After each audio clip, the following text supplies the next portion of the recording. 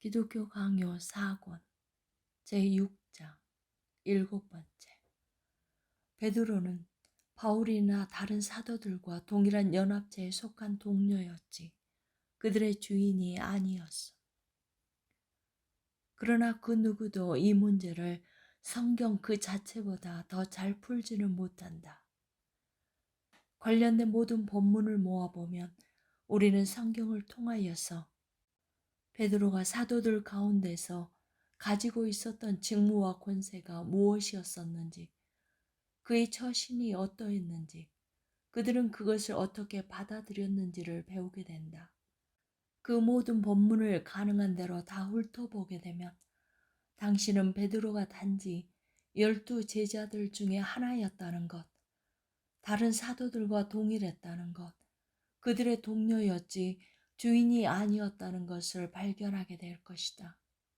실로 베드로는 해야 할 것이 있으면 무엇이든지 회의에 붙이고 왜 그것을 해야 하는지에 대해서 권고를 하는 동시에 다른 사람들의 입장을 청취한다.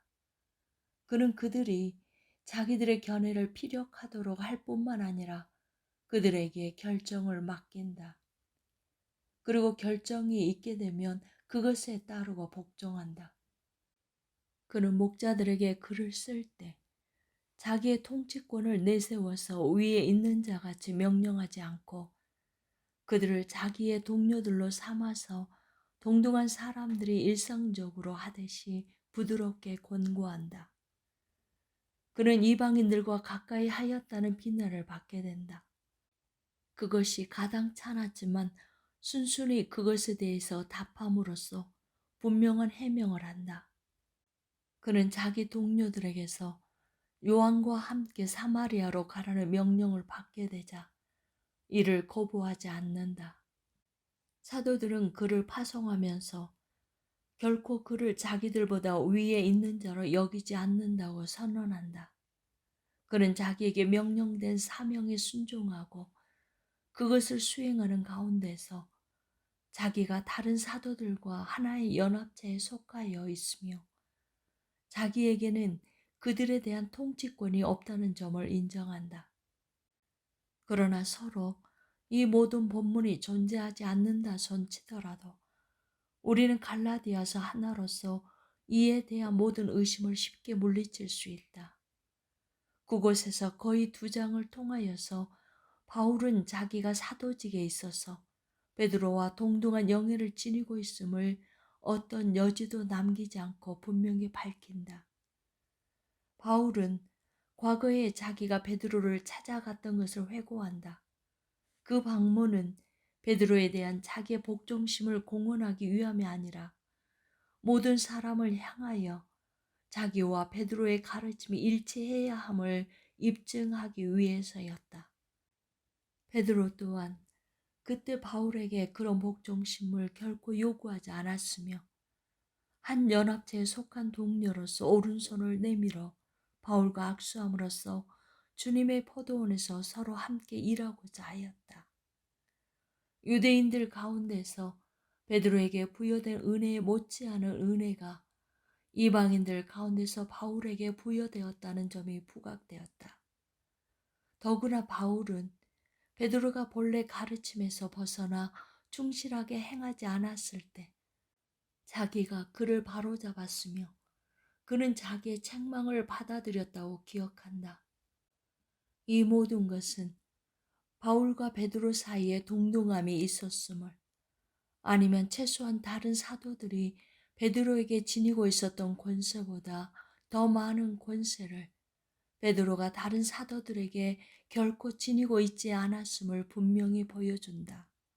내가 이미 말했듯이 바울은 사도직에 있어서 베드로나 요한은 자기의 동료들이지 주인들이 아니므로 누구든지 그들을 자기보다 앞서는 자리에 세우려고 해서는 안 된다고 뚜렷한 공언을 한다. 8번째. 한 사람이 세상 전부와 모든 교회를 다스릴 수 없음. 그러나 참으로 베드로가 사도들의 수장이었으며 다른 사도들보다 품위가 뛰어났다는 그들의 주장을 인정한다고 치더라도 어떤 특별한 한 가지 예를 가지고서 보편적인 법칙을 삼거나 단 한 차례 일어난 일에 영구성을 부여하거나 하려는 데에는 그 어떤 명분도 있을 수 없다. 한 사람이 사도들 가운데서 최고의 위치에 있었다. 그러나 그들의 수는 그저 얼마 되지 않았다. 12명의 사람들 위에 한 사람이 있었다고 해서 10만 명의 사람들 위에도 한 사람을 두어야 하는가? 12사람이 자기들 모두를 다스릴 한 사람을 두는 것은 전혀 놀랍지 않다. 이러한 모습이 자연적이다. 사람들의 모임에 있어서 그 성격이 어떻든지 간에 그것에 모인 사람 모두에게 동일한 권세가 있지만 마치 통치자를 세우듯이 한 사람을 따로 세우고 그 사람이 하는 대로 지켜보는 것이 상례이다. 사람들의 천품이 이를 요구한다.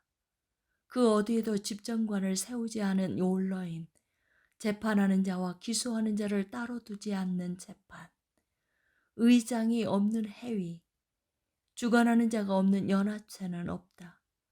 그러므로 사도들이 베드로에게 이러한 수위권을 부여하였다고 우리가 인정한다고 해서 결코 불합리하지 않다. 그러나 몇몇 소수 사람들 사이에 일어난 일을 세상에 있는 사람들 전부에게 직접적으로 적용해서는 안 된다. 한 사람에게 모든 사람을 다스릴 능력이 부여되지는 않기 때문이다. 그럼에도 불구하고 자연을 영역별로 각각 다스릴 뿐만 아니라 그 전체를 다스릴 최고의 머리가 있어야 한다고 그들은 말한다. 이를 입증하기 위해서 그들은 두루미와 벌의 경우에 여러 마리가 아니라 오직 한 마리가 지도자 노릇을 하면서 모든 개체를 이끈다는 점을 거론한다. 이 점에 있어서 나는 흔쾌히 그들이 제시하는 예를 받아들인다. 그러나 모든 벌이 한 왕을 세우려고 세계 모든 곳으로부터 날아와서 어느 한 곳으로 모이는 경우는 없다. 심지어 왕이 된 벌조차도 모두 자기 집만을 만족한다. 두루미의 경우에도 때를 이룰 때마다 한 왕을 세우지만 그 왕이 세상의 모든 두루미를 이끄는 것은 아니다. 그러므로 그들은 세상의 모든 교회를 위하여 하나의 주교를 세워야 한다는 자기들의 입장을 변호하고자 벌과 두루미의 예를 들지만 정작 이로써 그들이 입증할 수 있는 것은 모든 교회마다 소속된 주교가 따로 있어야 한다는 사실뿐이다. 그들은 또한 정치적인 예를 드는 것도 마다하지 않는다. 다수 군종의 총치는 선하지 않다라는 호메로스의 말이 그들에 의해서 인용된다. 그리고 군주제를 찬양하는 세속적인 저자들의 글이 같은 의미로 그들에 의해서 읽힌다. 이에 대한 답은 쉽다. 호메로스의 소설에 등장하는 오디세아나 다른 사람들은 한 사람이 세상 전체를 좌지우지하는 독재적인 통치권을 지녀야 한다는 뜻에서가 아니라 한 나라에 두 왕이 있을 수 없다는 뜻에서 군주제를 찬양한다. 누군가 말하듯이 권세는 대등한 짝이 공존하는 것을 용인하지 않는다는 점을 지적하기 위함이다. 9번째, 그리스도가 유일한 머리로서 교회를 친히 다스리심.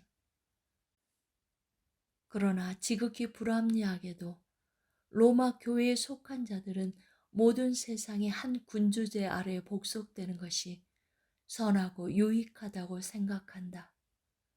서로 그렇다고 치자. 그렇다고 하더라도 어떤 명분에서든지 이를 교회 통치에도 동일하게 적용하는 것을 나는 용인할 수 없다. 교회의 유일한 머리는 그리스도이시며 우리 모두는 그의 최고 통치권 아래에서 그가 규정하신 제도의 질서와 형태에 따라서 서로 결합된다. 그러므로 교회는 머리가 없을 수 없다는 구실을 내세워서 한 사람을 전체 교회 위에 두려고 하는 그들의 시도는 그리스도에 대해서 현저 불법을 자행하는 것이다. 주목되듯이 그는 머리니 곧 그리스도라. 그에게서 온 몸이 각 마디를 통하여 도움을 받음으로 연결되고 결합되어 각 지체의 분량대로 역사하여 그 몸을 자라게 하며 라고 바울은 전한다. 여기에서 당신은 사도가 모든 인생을 예외 없이 한 몸에 포함시키면서도 머리의 영예와 이름은 오직 그리스도께만 돌리고 있음과 나아가 완전한 은혜뿐만 아니라 최고의 다스리는 권세를 오직 그리스도의 수중에만 두려고 각 지체에게 어떤 한정적이고 제한된 분량의 역할만을 맡기고 있음을 보게 되지 않는가. 오직 그리스도만이 자기의 권위와 자기의 이름으로 다스리심으로 마땅히 유일하신 머리라고 일컬어지신다. 그러나 그들은 이를 반박하면서 늘 하던 대로 의례적인 궤변을 일삼고 있음을 나는 알고 있다. 그들은 그리스도를 유일하신 머리라고 인정한다고 치더라도 그의 밑에서 일을 처리하는 또 다른 머리를 하나 더 두어서 그리스도를 대신하는 역할을 하도록 하는데 아무 문제가 없다고 주장한다. 그러나 이러한 억지가 통하려면 그들은 먼저 그 또 다른 머리의 사역이 그리스도에 의해서 규정된 것이라는 사실을 밝혀야 한다. 사도의 가르침에 따르면 모든 것이 각 지체에게로 분량대로 공급되며 그 능력이 하늘에 계신 저 하나의 머리로부터 흘러나오기 때문이다. 만약 그들이 더 분명한 것을 원한다면 성경이 입증하는 다음 사실을 제시하도록 하자. 즉 그리스도는 유일하신 머리로서 그 영예가 오직 자기의 것임을 확정하심으로 그리스도 자신이 자기의 대리인으로서 지명하신 자가 아니라면 그 누구에게도 그 영예가 옮겨가도록 해서는 안 된다. 그러나 이러한 지명이 있었다는 말씀을 성경 그 어디에서도 읽을 수 없을 뿐만 아니라 실상 많은 본문들을 통하여서 그 지명이 거부되고 있음을 우리는 충분히 인식할 수 있다. 10번째, 바울은 사역자들 가운데 한 사람을 머리로 세우는 것에 대해서 아무 언급도 하지 않아. 바울은 수차례 교회에 살아있는 형상에 대해서 묘사한다. 그러나 한 사람을 교회의 머리로서 세워야 한다는 데 대해서는 어떤 언급도 하지 않는다. 그의 설명에 비추어 유추해 보건대 이러한 발상은 그리스도가 수립한 제도와 아주 동떨어져 있다. 그리스도는 승천하심으로써 자기의 가시적 현존을 더 이상 우리에게 드러내지 않으셨다. 그럼에도 불구하고 하늘에 오르셔서 만물을 충만하게 하셨다. 그렇기 때문에 지금도 여전히 현존하시면서 교회와 함께 계시며 앞으로도 언제나 그러하실 것이다. 그는 친히 각 지체에게 부여하신 은혜의 분량대로 우리 모두 안에 계신다.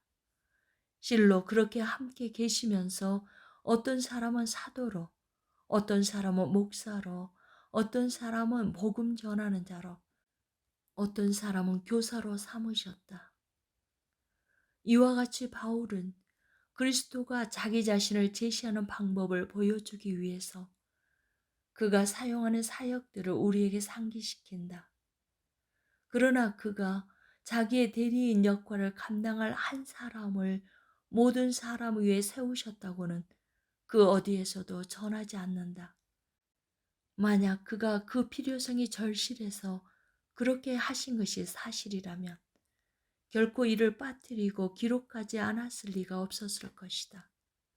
그리스도는 자기의 사역을 대신해서 감당하도록 어느 한 사람을 교회의 머리로서 세우신 적이 없으신 바, 어느 한 사람이 아니라 교회를 다스리는 일을 주관하는 여러 사역자들을 통해서 항상 우리와 함께 계신다. 이렇듯 바울에 의해서 교회의 하나됨이 거론될 때 그것은 하나님 안에서와 그리스도를 믿는 믿음 안에서의 하나됨을 뜻한다. 바울은 통상적인 사역을 사람들에게 돌릴 때마다 그들 각자에게 고유한 특별한 방식을 사용한다. 바울은 사역자들에게 각자 자기의 일을 수행함으로써 교회의 하나됨을 이루어 가도록 권하기 전에 교회 안에 하나의 몸, 한 분의 성령, 부르심의 한 소망, 한 분의 하나님, 하나의 믿음, 하나의 세례가 있음을 선언한다. 그렇다고 해서 교회를 하나됨 가운데서 유지시키기 위하여 최고의 대사제가 한 명 있어야 한다고 덧붙이지는 않는다. 왜 즉시 그렇게 하지 않는가? 만약 그러한 주의를 지닌 주교가 실제로 있어야 한다면 이것이 그것을 적시할 최적의 장소가 아니겠는가? 본문을 신중히 고찰해 보면 여기서 바울이 심중에 깊이 담고 표현하고자 한 것은 교회의 거룩하고 영적인 통치라는 사실을 곧 알게 될 것이다. 그의 후계자들은 이를 교계 제도라고 칭하여 왔다. 그는 사역자들 가운데 어떤 군주제도 있을 수 없다고 지적하고 그 어디에도 그런 것은 없다고 단언한다. 의심할 나위 없이 그의 관심사는 신자들이 머리이신 그리스도께 부착하여 하나가 되는 것을 표현하는 데 있다. 그는 교회 사역자들 중에 어느 한 사람을 머리로서 세우는 것에 대해서는 그 어떤 언급도 하지 않고 오히려 그들 각 지체에게 부여된 은혜의 분량대로 각자에게 고유한 역할을 맡긴다. 우리 대적자들이 하늘과 땅의 교계 제도를 비교하면서 본 사안을 미묘하게 철학화시키려고 드는 것은 아무 명분도 없다. 하늘의 교계 제도를 헤아림에 있어서 지혜가 도를 지나치면 위험하며 땅의 교계 제도를 수립함에 있어서 주님이 친히 자기의 말씀 가운데서 묘사해 주신 것 외에는 어떤 다른 전형도 따라서는 안 된다. 11번째, 베드로에게 수익권이 있었다 손 치더라도 그가 로마에서 직무를 수행했다는 사실 하나에 근거해서 그곳에 수익권을 지닌 교황청을 둘 수는 없음. 교회의 수익권이 베드로 안에서 수립되었기 때문에 단절 없이 개성되어야 한다는 그들의 주장은 건전한 마음을 가진 사람들 사이에서는 아무 호소력이 없다. 서로 이를 인정한다고 치더라도 그들은 베드로의 교구가 로마에 확립되었기 때문에 그 도시의 주교는 누구든지 세계 전체를 주관하게 된다는 것을 어떻게 밝힐 것인가? 그들은 어느 한 장소에 제한되지 않는 이러한 영예를 무슨 권리로 어느 특정한 지역에 부여하는가? 그들은 베드로가 로마에서 살았으며 죽었다고 말한다. 그리스도 자신은 어떠하셨는가? 그는 예루살렘에 사시는 동안에 주교의 역할을 감당하셨고 죽으시면서 사제의 직무를 다 이루시지 않으셨는가? 목자들의 수장이시고 최고의 주교이시며 교회의 머리이신 분이 예루살렘에서 가질 수 없으셨던 지위를 그보다 훨씬 못했던 베드로가 어떻게 로마에서 가질 수 있었겠는가? 그리스도는 자기가 수익권의 영예를 부여하신 베드로가 로마에서 직무를 감당하게 되자 그곳에 수익권을 지닌 교황청을 두셨다고 그들은 주장하는데 그 어리석음이 어린아이들의 치기를 훨씬 넘어서는 수준이 아닌가.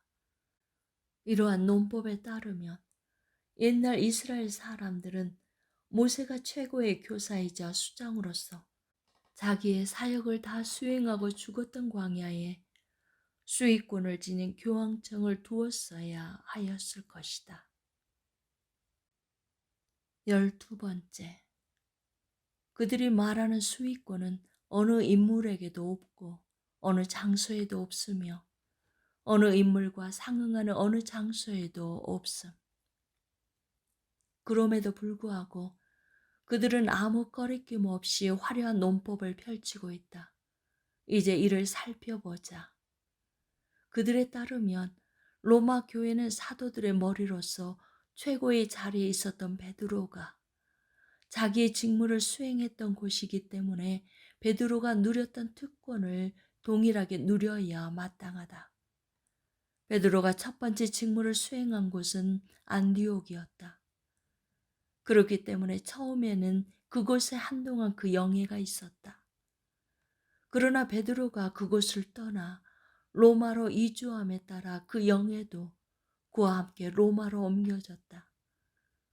이러한 그들의 입장은 교황 마르켈루스의 이름으로 안디옥의 장로들에게 보내진 편지에도 나타난다. 그곳에는 다음과 같이 적혀 있다.